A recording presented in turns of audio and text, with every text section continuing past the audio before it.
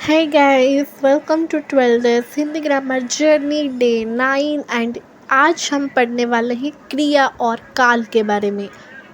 तो आज इस वीडियो में हम क्या क्या पढ़ने वाले हैं। तो क्रिया में से हम क्रिया किसे कहते हैं पढ़ेंगे, एंड धातु क्या है पढ़ेंगे, एंड क्रिया के भेद के बारे में भी डिस्कस करेंगे। एंड काल में से, टेंस में से हम काल किसे कहते हैं वो पढ़ेंगे, उसके साथ उसके भेद भी डिस्कस करेंगे। तो चलो अभी फर्स्ट डिस्कस कर लेते हैं क्रिया किसे कहते हैं ना। जिस शब्द से किसी काम के करने या होने का बोध हो, पता चले, उसे क्रिया कहते हैं।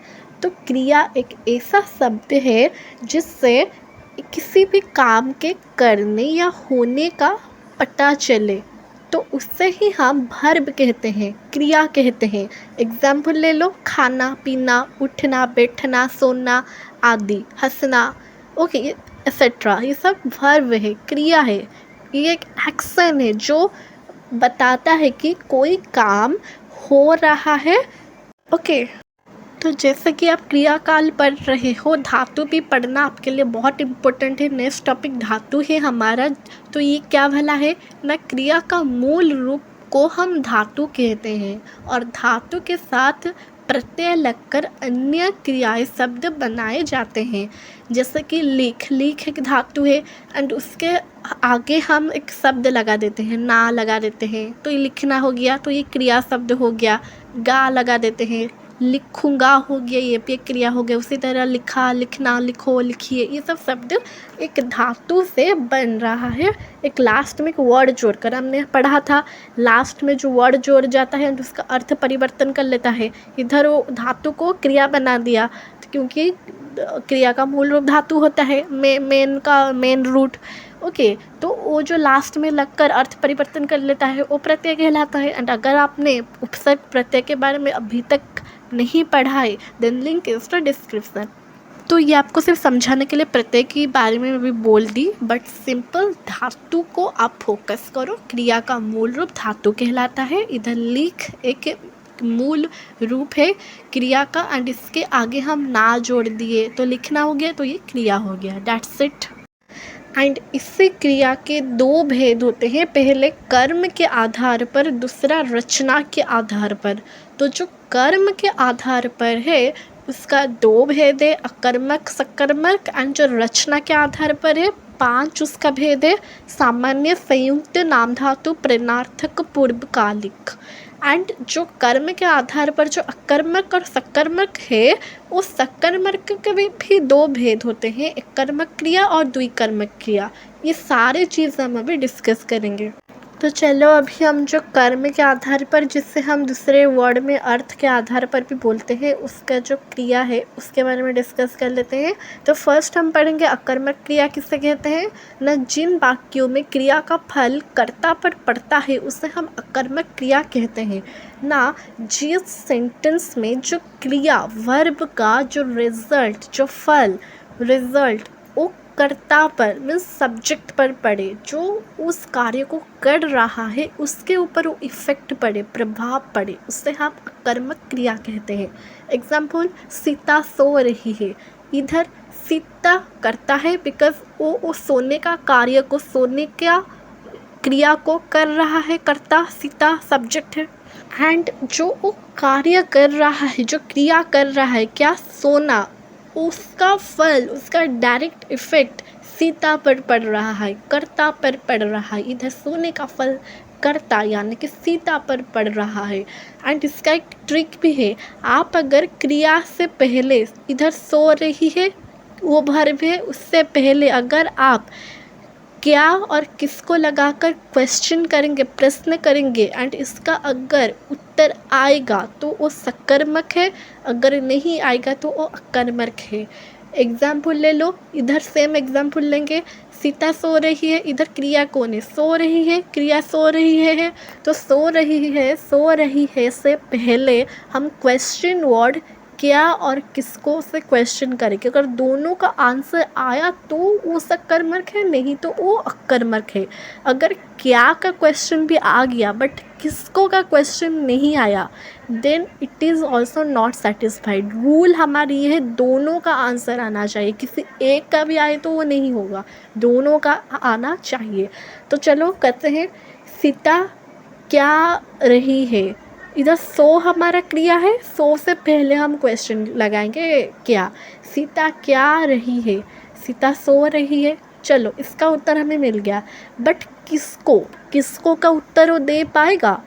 सीता किसको रही है, सीता किसको रही है क्या, किसको रही है क्या, कुछ है उत्तर आ रहा है कि सीता किसको रही है, ये क्या है। सीता क्या सीता क्या रही है, सो रही है। वो एक का भी अगर उत्तर आ गया बट दूसरा का तो मीन्स अच्छा नहीं लग रहा है ना सुनने में, उसका सेटिस्फाइड वर्ड आंसर नहीं आया, सो इट इज़ अकर्मक। ऐसे आप ट्रिक लगा कर आइडेंटिफाई कर सकते हो, नहीं तो डायरेक्ट आप मीनिंग से समझो।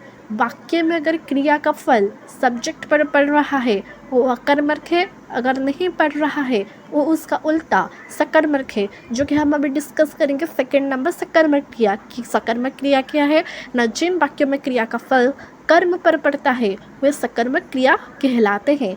एग्जाम्पल ले लो, मीना ने रामायण पढ़ लिया। तो इधर देखो रीमा ने इधर पढ़ लिया, पढ़ लिया से पहले हम क्वेश्चन करेंगे। रीमा ने रामायण रीमा ने क्या पढ़ लिया, रामायण पढ़ लिया। रीमा ने किसको पढ़ लिया, रामायण को पढ़ लिया। Okay clear.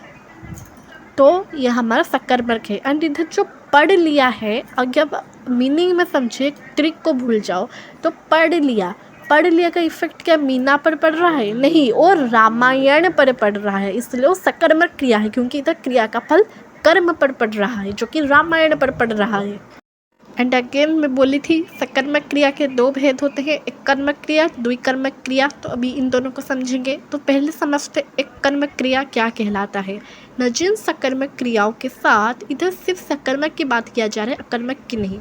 तो जिन सकर्मक क्रियाओं के साथ एक ही कर्म पाया जाता है, सिर्फ एक ही क्रम, उन्हें हम एक अकर्मक क्रिया कहलाते हैं। एग्जाम्पल, माँ खाना बना रही है। इधर माँ क्या बना रही है, खाना बना रही है। माँ किसको बना रही है, खाना को बना रही है। एंड धोबी कपड़े धो रही है। इधर जो धो रही है, बना रही है, इसका फल खाना और कपड़े पर पड़ रहा है, तो वो कर्म हो गया। एंड इधर सिर्फ हम एक ही कर्म देख सकते हैं, इसीलिए दैट इज़ कॉल्ड एक कर्मक क्रिया। अब सिमिलरली द्विकर्मक क्रिया उसका उल्टा होता है ना। जिन सकर्मक क्रियाओं के साथ दो कर्म पाए जाते हैं वे द्विकर्मक क्रियाएं कहलाती है। एग्जाम्पल, माँ ने सोहन को खाना खिलाया। दादी ने बच्चों को कहानी सुनाई। इधर एक ही कर्म नहीं, इधर दो दो कर्म हम देख पा रहे हैं, इसीलिए ये द्विकर्मक क्रिया कहलाता है। तो नेक्स्ट अभी हम संरचना या प्रयोग की दृष्टि से क्रिया का भेद डिस्कस करेंगे, जिसे हम रचना की दृष्टि से भी बोलते हैं, वो अभी हम पढ़ेंगे। एंड इसका 5 टाइप होता है। पहला सामान्य क्रिया, दूसरा संयुक्त क्रिया, तीसरा नाम धातु, चौथा प्रेरणार्थक, लास्ट पूर्वकालिक। तो इन 5 को चलो समझते हैं। So first we will discuss about सामान्य क्रिया। न जिस क्रिया के पीछे न लगा हो उसे सामान्य क्रिया कहते हैं। अर्थात जब वाक्य में एक क्रिया का पता चले तो उसे सामान्य क्रिया कहते हैं। तो ये सामान्य क्रिया में बस आपको इतना समझना है कि एक सेंटेंस में अगर बस एक ही क्रिया हो देन दैट इज सामान्य क्रिया। एग्जाम्पल, वह खाता है। इधर क्रिया कौन सा है, खाता है, तो इधर एक ही क्रिया है। मैं नाचता हूँ, इधर नाचता एक ही क्रिया है, और कोई क्रिया हम देख पा रहे हैं नहीं। ऐसे बहुत सारे सेंटेंस होते हैं जिसमें एक से अधिक क्रिया होता है, बट जो सेंटेंस में बस एक ही क्रिया होता है उसे हम सामान्य क्रिया कहते हैं। That's it. तो जैसे कि आपने सामान्य क्रिया में समझा था कि सेंटेंस में एक ही क्रिया होता है और वो कंप्लीट सेंटेंस मीनिंग भी देता है, बट संयुक्त क्रिया में क्या होता है ना, हमारा दो क्रियाएं होती है और एक क्रिया अगर आप लिखे दूसरा ना लिखे तो वो इनकम्प्लीट मीनिंग दे रहा है। एग्जाम्पल, मैंने खाना खा लिया, तो इधर कितने क्रिया है, चलो ढूंढो। खा एक क्रिया है, लिया एक क्रिया है, खा लिया। ओके, अगर मैं सिर्फ मैंने खाना खा उसके बाद लिया को नहीं लिखूंगी तो हमारा इनकम्प्लीट मीनिंग देगा। तो यही हमारा संयुक्त क्रिया है जिसमें दो दो क्रिया पाए जाते हैं। और अगर उसमें से आप एक ही क्रिया ना लिखे, भूल जाए लिखना, तो वो आधा वाला मीनिंग देता है। तो जैसे कि आप जानते हो कि सभी धातुओं से हमारा क्रिया निर्माण होता है, उस तो आप जानते हो वो। तो अभी चलो हम पढ़ते हैं नाम धातु क्रिया के बारे में। तो देखो, सभी क्रियाओं का निर्माण धातुओं से होता है, तो सिंपल सी बात है, धातु क्रिया का मूल रूप है। लेकिन हिंदी के बहुत से शब्द, संज्ञा, नाउन, विशेषण जो एडजेक्टिव और सर्वनाम जो प्रोनाउन शब्दों में ना प्रत्यय एंड में, वो मूल शब्द में लास्ट में ना जोड़कर बताया गया है। तो इसी तरह बनने वाली क्रिया को हम नाम धातु कहते हैं। इधर एग्जाम्पल देखो, बात से बतियाना हमारा हो गया। इधर संज्ञा शब्दों से कुछ नाम धातु क्रिया का निर्माण, बात से बतियाना, लाठ से लतियाना, हाथ से हथियाना, लाज से लजाना, शर्म से शर्माना। इधर सभी क्रियाओं के लास्ट में ना है एंड इससे आप पहचान सकते हो नाम धातु क्रिया है। उसी तरह सर्वनाम शब्द से इधर एक नाम धातु क्रिया का निर्माण आप देख सकते हो। अपन, अपना से अपनापन, इधर भी ना है लास्ट में। इधर आप विशेषण से कुछ नाम धातु क्रिया का निर्माण देख सकते हो, जैसे कि गर्म से गरमाना, ठंडा से ठंडाना, साठ से सठियाना, गर्म से गरमाना। इधर भी जो क्रिया बन गया विशेषण से, लास्ट में ना आ रहा है कि नहीं, तो एक ट्रिक है नाम धातु को पहचानने के लिए। एंड ये संज्ञा, सर्वनाम और विशेषण शब्दों से कुछ एग्जाम्पल भी हमने देख लिया है। नेक्स्ट हम 4 नंबर में प्रेरणार्थक क्रिया के बारे में डिस्कस करेंगे न, जिस क्रियाओं के प्रयोग से यह पता चलता है कि कर्ता खुद कार्य न करके किसी और से वो काम करवा रहा है, या तो वो लोग किसी को कार्य करने की आदेश दे रही है, प्रेरणा दे रही है, ऑर्डर दे रहा है, तो दैट इज़ नोन एज प्रेरणार्थक क्रिया। एग्जाम्पल, करवाना, कटवाना, पिलवाना, पढ़वाना, लिखवाना, खिलवाना, सुनाना, बोलवाना। जो वो खुद करता ना करके किसी और से करवाए या किसी को ऑर्डर दे, तुम ये करो, मैं नहीं करूँगी। एग्जाम्पल, मालिक नौकर से कार साफ करवाता है। इधर मालिक क्या कार साफ कर रहा है, वो नौकर से करवा रहा है, वो खुद नहीं कर रहा है। सो दैट इज़ प्रेरणार्थक। तो लास्ट में हम डिस्कस करेंगे पूर्वकालिक क्रिया के बारे में। तो जब कर्ता एक काम को समाप्त करके तुरंत दूसरे काम में लग जाए तो वो पूर्वकालिक क्रिया है। जैसे कि आप अभी इस वीडियो को देखने के बाद, यह कार्य कंप्लीट करने के बाद सीधा जाके आप खाना खाओगे तो आप दूसरा काम कंटिन्यू कर लोगे। तो पहले जो काम आपने कर लिया है, जो वीडियो देख लिया है, तो वही हमारा पूर्वकालिक क्रिया है। एग्जाम्पल, चोर सामान चुरा कर भाग गया। पहले तो वो सामान चुराया, उसके बाद वो भी भागने का कार्य कर रहा है। तो जो पहले वो काम समाप्त कर चुका है, जो चुरा कर, सो दैट इज़ आवर पूर्वकालिक क्रिया। अभी जो कर रहा है वो काम को समाप्त करने के बाद वो पूर्वकालिक क्रिया नहीं होगा, जो कर चुका है ऑलरेडी वो पूर्वकालिक क्रिया है। नेक्स्ट हम पढ़ेंगे काल के बारे में। तो अभी हमने अच्छी तरह से क्रिया को सब समझ लिया, अभी हम काल को समझेंगे, टेंस को समझेंगे। तो क्रिया के जिस रूप से उसके होने का समय पता चले, टाइम पता चले। क्रिया में तो कार्य करने का या होने का बोध करवा रहा था कि कार्य कैसे हो रहा है, क्या क्या कैसे हो रहा है। बट काल में वो कार्य, वही कार्य का समय जो बताता है वो काल है, कि वो कार्य अभी चल रहा है या हो चुका है या आज होगा या कल होगा। सो वो जो हमारा बोध कराता है दैट इज़ आवर टेंस, काल। एंड इसी काल का 3 प्रकार होते हैं, भूतकाल, वर्तमान काल, भविष्यत काल, past tense, present tense, future tense. And ये भूतकाल का 6 प्रकार है, ये वर्तमान काल का भी 6 प्रकार, ये भविष्यत काल का भी 3 प्रकार है। एंड इस सभी चीज़ को हमें अब अच्छे से समझेंगे।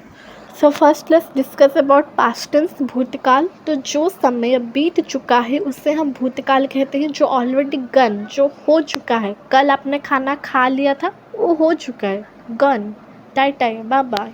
तो अर्थात क्रिया के जिस रूप से ज्ञात हो कि कार्य समाप्त हो चुका है, कंप्लीट हो चुका है, उसे हम भूतकाल कहते हैं। एंड भूतकाल के वाक्य में ज़्यादातर था, थी, थे होता है, जिससे आप आसानी से पहचान सकते हो ये कौन सा काल है। ओके, जैसे कि वर्षा हुई थी, लास्ट में थी है। मोहन खेला था है। वह सो चुकी थी, ऑलरेडी वो काम हो चुका था, लास्ट में भी थी है। ये ज़्यादातर थी, था, थी, थे ऐसा होता है जिससे आप पहचान सकते हो। ओके, और इसी भूतकाल के 6 प्रकार के भेद होते हैं। पहले तो सामान्य भूतकाल, दूसरा आसन्न भूतकाल, तीसरा पूर्ण भूतकाल, चौथा अपूर्ण भूतकाल, पांचवा संदिग्ध भूतकाल, लास्ट हेतुमद भूतकाल। अब इन 6 को हम अच्छे से समझते हैं।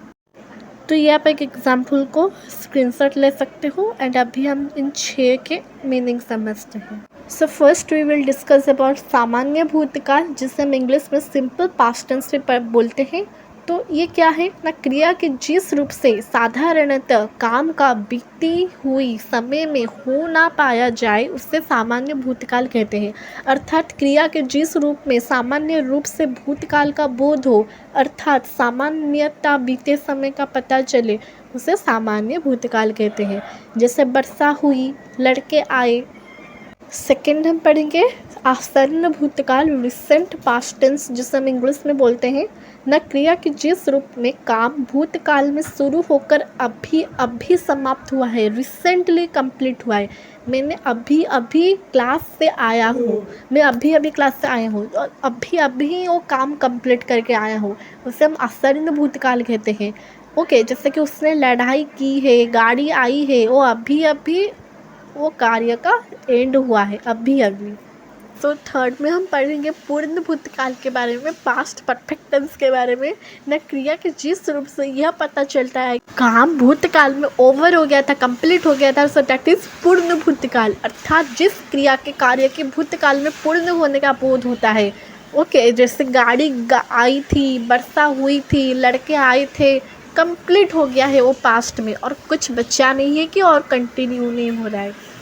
नेक्स्ट हम पढ़ेंगे अपूर्ण भूतकाल के बारे में, पास्ट कंटिन्यूस टेंस के बारे में। ना क्रिया के जिस रूप से काम के भूतकाल में जारी रहने का कंटिन्यूटी का स्टेट हो, बोध हो, पता चलो, उसे अपूर्ण भूतकाल कहते हैं।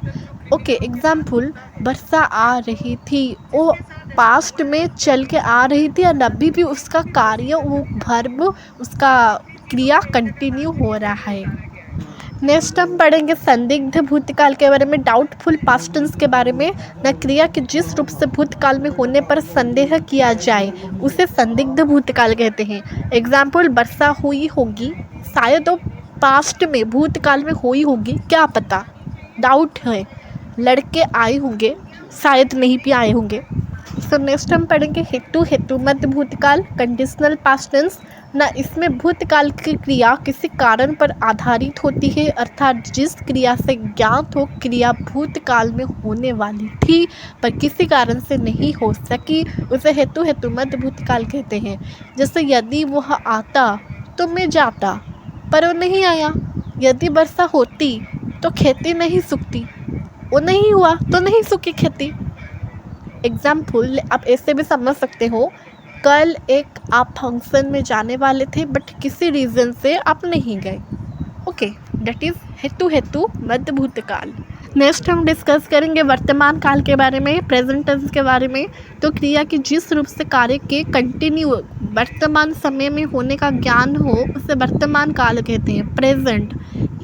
ओके, एग्जाम्पल, श्याम जाता है, राधा जा रही है, राधा के पास खीर है, मैं अभी पढ़ा रही हूँ, मैं अभी पढ़ रही हूँ। दैट इज़ प्रेजेंट टेंस, जो अभी के अभी हो रहा है। एंड इसी वर्तमान काल के 6 प्रकार होते हैं। सामान्य वर्तमान काल, अपूर्ण वर्तमान काल जिसे हम तत्कालिक वर्तमान काल भी कहते हैं, तीसरा पूर्ण वर्तमान काल, चौथा संदिग्ध वर्तमान काल, पांचवा संभाव्य वर्तमान काल, चौथा छठवा पूर्ण सातत्व वर्तमान काल। एंड इसका आप एग्जाम्पल्स देख सकते हो। सो नेक्स्ट हम पढ़ेंगे सामान्य वर्तमान काल के बारे में, सिंपल प्रेजेंट टेंस के बारे में। तो क्रिया के जिस रूप से वर्तमान काल की क्रिया का सामान्य रूप से होना पाया जाए उसे सामान्य वर्तमान काल कहते हैं। एंड इन वाक्य में ज़्यादातर है, तो है, ते है आदि शब्द आते हैं। जैसे कि मैं पत्र लिखता हूँ, राधा गाती है। ओके, तो ये बेसिकली सामान्य किसी कार्य का अभी प्रेजेंट में होने का सामान्य रूप बोध करे, सिंपल वाला, सिंपल। नेक्स्ट हम सेकंड में बढ़ेंगे अपूर्ण या तत्कालिक वर्तमान काल, जिसे हम प्रेजेंट कंटिन्यूअस टेंस इंग्लिश में कहते हैं ना। क्रिया के जिस रूप से कार्य के होते रहने का बोध होता है वो अभी भी चल रहा है एंड अभी हुआ था एंड अभी भी होता रहता है, हो रहा है। ओके, जैसे कि एग्जाम्पल ले लेते हैं, वह पढ़ रहा है, वह कॉलेज जा रहा है, पक्षी उड़ रहे हैं, ये अभी हो रहा है एंड ये अभी भी चल रहा है। नेक्स्ट हम पढ़ेंगे पूर्ण वर्तमान काल के बारे में, प्रेजेंट परफेक्ट टेंस के बारे में ना। क्रिया के जिस रूप से कार्य अभी अभी पूर्ण हुआ प्रतीत होता है उसे हम पूर्ण वर्तमान काल कहते हैं। मतलब अभी अभी जो कार्य हुआ था एंड अभी अभी सिर्फ अभी अभी जस्ट अभी ही ख़त्म हुआ है। जैसे कि आप क्लास से अभी जाओगे एंड बोलोगे कि मैं अभी अभी क्लास ख़त्म करके आई हूँ, जस्ट अभी, तो ये प्रेजेंट परफेक्ट टेंस एग्जाम्पल है। वह पढ़ चुका है, बालक खेल चुके हैं, जस्ट अभी ये कार्य कंप्लीट हुआ है बट वो चल रहा था प्रेजेंट में। नेक्स्ट हम पढ़ेंगे संदिग्ध वर्तमान काल, डाउटफुल प्रेजेंट टेंस। मतलब क्रिया के जिस रूप से वर्तमान में कार्य के होने में संदेह है, डाउट है, वो संदिग्ध वर्तमान काल है। एंड ये ज़्यादातर वाक्य में इनके लास्ट में ता होगा, तो होगी, ती होगी, ते होगी, ऐसे वर्ड आते हैं। वह पढ़ता होगा, शायद वो अभी पढ़ता होगा, नहीं भी पढ़ सकता है। So that is your doubtful present tense. Next हम फिफ्थ में पढ़ेंगे संभाव्य वर्तमान काल, प्रेजेंट कंजक्टिव टेंस के बारे में। तो ये क्या है? क्रिया के जिस रूप से वर्तमान में कार्य होने की संभावना रहती है वो संभाव्य वर्तमान काल है। या जिन वाक्यों के अंत में ता हो, ती हो, ते हो आदि शब्द आते हैं वे वाक्य संभाव्य वर्तमान काल में होते हैं। जैसे वह खाता हो, वह जाता हो, राम पढ़ता हो, क्या पता। ओके, मतलब कोई चीज़ जो अभी के अभी होने का संभावना हो। एंड अभी हम पढ़ेंगे पूर्ण सातत्य वर्तमान काल के बारे में, प्रेजेंट परफेक्ट कंटिन्यूअस टेंस के बारे में ना। क्रिया के जिस रूप से यह ज्ञात होता है कि क्रिया पहले से आरंभ होकर वर्तमान से लगातार चल रहा है। मतलब वो पहले से शुरू होकर अभी भी कंटिन्यूअसली चल रहा है। वह मिठाई खाता रहा है, रामू चोरी करता रहा है, वो प्रेजेंट में अभी भी चल रहा है। कब से शुरू हुआ था, अभी भी चल रहा है। नेक्स्ट हम पढ़ेंगे फ्यूचर टेंस के बारे में, भविष्य काल के बारे में। तो क्रिया के जिस रूप से आने वाले समय के बोध फ्यूचर के बारे में वो बता रहा हो उसे हम भविष्य काल कहते हैं। एंड इनके सेंटेंस में ज़्यादातर गा, गे, गी इत्यादि शब्द आते रहते हैं। एंड इधर आप एग्जाम्पल ले लो, वह प्रतिदिन पढ़ने जाएगा, राम खेलेगा, मैं कल घूमने जाऊँगी। तो इस तरह the examples of future tense का जो टाइप्स उनका है 4: सामान्य भविष्यकाल, संभाव्य भविष्यकाल, सातत्य बोधक भविष्यकाल, हेतुमत भविष्यकाल। सो फर्स्ट हम समझेंगे सामान्य भविष्यकाल क्या है। सिंपल फ्यूचर टेंस ना भविष्य में होने वाले क्रिया के सामान्य रूप को जो भविष्य में होने वाला हो उसका जो सिंपल फॉर्म है वो सामान्य भविष्यकाल है। मैं खेलूँगा, तुम पढ़ोगे, सिंपल फॉर्म है बस उसका फ्यूचर में होने वाला जो कार्य का। नेक्स्ट हम पढ़ेंगे संभाव्य भविष्यकाल, डाउटफुल फ्यूचर टेंस न क्रिया के जिस रूप से भविष्य में कार्य होने की संभावना हो। शायद कल बारिश हो सकता है, ओके, शायद कल पे कहीं जा सकती हूँ, तो शायद वह चला गया, शायद कल वो स्कूल ना आए। नेक्स्ट में हम पढ़ेंगे सातत्य बोधक भविष्यकाल, फ्यूचर कंटिन्यूअस टेंस न जिस क्रिया रूप से भविष्य में भी कार्य के जारी रहने का बोध हो उसे सातत्य बोधक भविष्यकाल कहते हैं। जैसे कि मैं आपके काम आता रहूँगा, समय से पुस्तकालय जाता रहूँगा। जैसे कि कल हम एक जर्नी स्टार्ट करने वाले हैं जो कि कब 10 दिन तक 15 दिन तक कंटिन्यूसली चलता होगा। ओके, नेक्स्ट में हम पढ़ेंगे हेतुमत भविष्यकाल, कंडीशनल फ्यूचर टेंस न क्रिया के जिस रूप से किसी विशेष परिस्थिति या कारण के होने पर आने वाले समय में कार्य हो तो वह हेतुमत भविष्यकाल में आता है। जैसे कि यदि वर्षा होगी तो फसल अच्छी होगी, यदि कल मैं घूमने जाऊंगी तो मैं इधर खाना खाऊंगी। ओके, शायद अगर जो कल होगा तो मैं ये करूँगी जो फ्यूचर में। And with this we come to end of the topic. I hope you watched it till end. तो इसमें हमने क्रिया और काल के बारे में अच्छे से सब कुछ समझ लिया एंड आई होप आप इसे पहले से अभी तक अच्छे से बिना स्किप किए समझे हो। And still if you have any doubt in any part then you can freely comment it and link is in description, जिसमें आप एक क्विज कर सकते हो, प्रैक्टिस कर सकते हो क्रिया काल के क्वेश्चन। ओके, सो तब तक के लिए take care and meet you in day 10।